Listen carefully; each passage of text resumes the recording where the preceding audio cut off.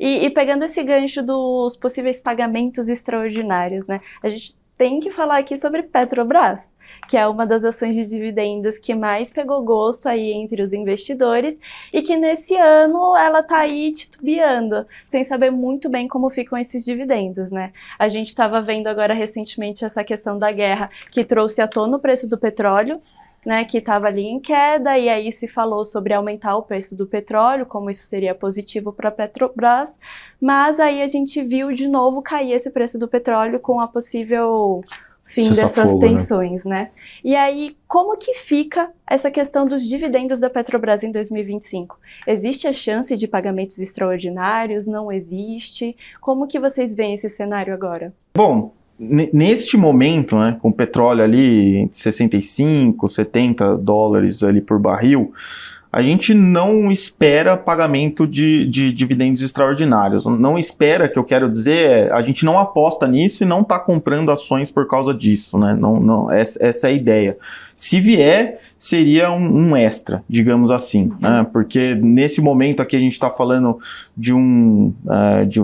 nesse preço aí de barril, a gente está falando de um yield que deve ficar próximo ali dos 10%, considerando só os pagamentos ordinários, né? Pagamentos extraordinários a gente esperaria ali, se o petróleo firmasse mais próximo dos 80 dólares por barril, ali a gente começaria a esperar alguma coisa nesse sentido. A gente tem que lembrar que a Petrobras já, né, tem uma política ali de pagamento de dividendos que leva em conta uma dívida bruta de 75 bilhões de dólares e ela já está chegando perto desse nível, a alavancagem não é elevada, mas está falando de 1,4 vezes dívida líquida sobre EBITDA, que também já tira um pouco desse espaço para pagamento de dividendos extraordinários. Mesmo assim, a gente está falando de um yield de 10, 11, 12%, que não é nada ruim, né? Mas para dividendos extraordinários, eu acredito que a gente precisaria de um nível de petróleo um pouco mais alto. Não, essa aí é matemática na veia, entendeu? Assim, é exatamente isso. Assim, tem a fórmula de pagamento da Petro, mediante, enfim, a questão de alavancagem, né, do endividamento bruto. Assim, é matemática.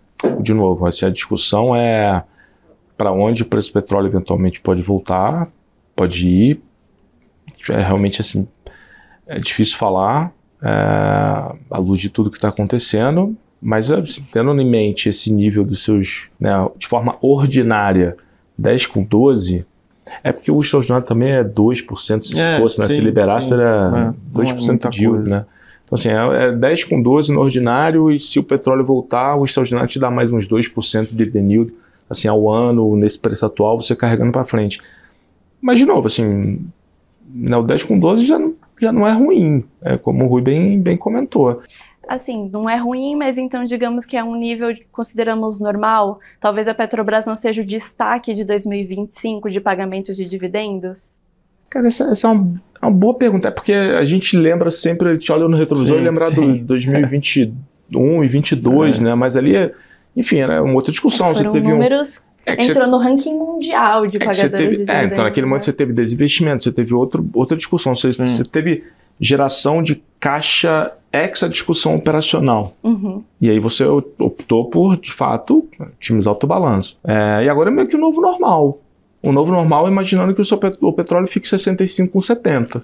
Grandes números, seria um novo normal. Mas eu acho que aí, o outro lado da história é que você tem algumas outras empresas que também vão te apresentar um dividend yield ali, seus 10% também. Que aí eu acho que volta aquele ponto do Rui. Numa carteira de dividendo, você olhar a tua exposição cíclica, isso aqui é petróleo, é cíclico.